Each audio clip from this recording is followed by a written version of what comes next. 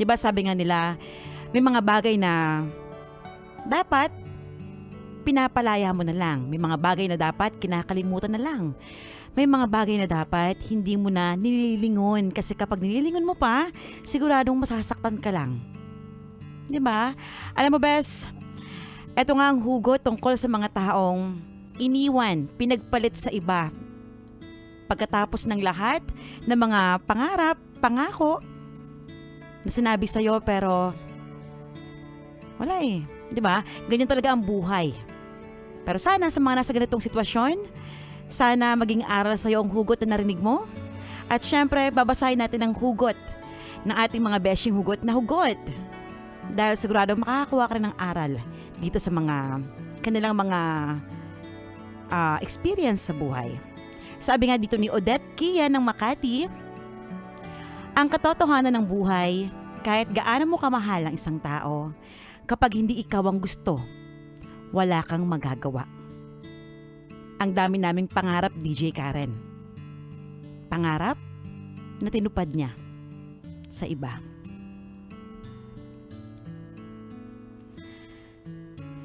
Grabe, no?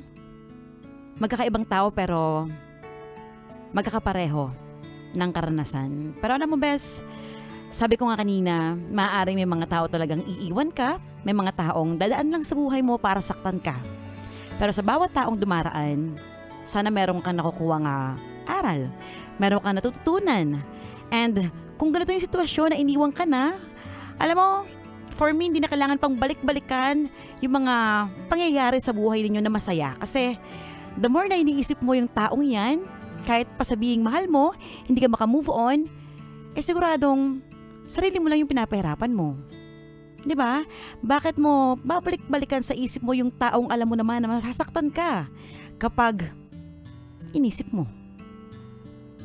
Sabi nga, may mga alaalang masarap balikan at mayroon din namang mga alaalang wawasakin ka lang naman. Kaya kung pilit ka bumabalik sa nakaraan, hindi ka ba natatakot na baka muli kang masaktan? Sabi nga, ang stiff neck, o diba, kapag bumabalik-balik ka sa nakaraan, nagkakaroon tayo ng stiff neck. At isa raw ito sa mga patunay ng stiff neck daw ay isang patunay na may mga bagay na kapag nililingon ay masakit. Kaya bes, kung ayaw mong patuloy na masaktan, mag-move on ka na. Oo, mahirap magpatuloy sa buhay ng mag-isa dahil nga yung inakala mong makakasama mo habang buhay ay sumabit sa iba. Pero isipin mo na lang to, napakaswerte mo dahil mas maaga mong nalaman na hindi pala siya kayang iwan. Hindi pala siya yung tao na pwedeng makontento sa isa. O diba? So, isang sabi ko nga, blessing in disguise yung mga ganitong bagay, ang breakup, ang heartbreak sa buhay natin. Dahil ito ay isang paraan ni Lord para ialis sa'yo ang maling tao na akala mo ay tama para sa'yo. Kuha mo? And eto pahabol ko lang. Sabi mo nga, di ba, ang gusto mong klase ng lalaki. Yung tipong tall, dark, and handsome. Etong nakuha mo, tall.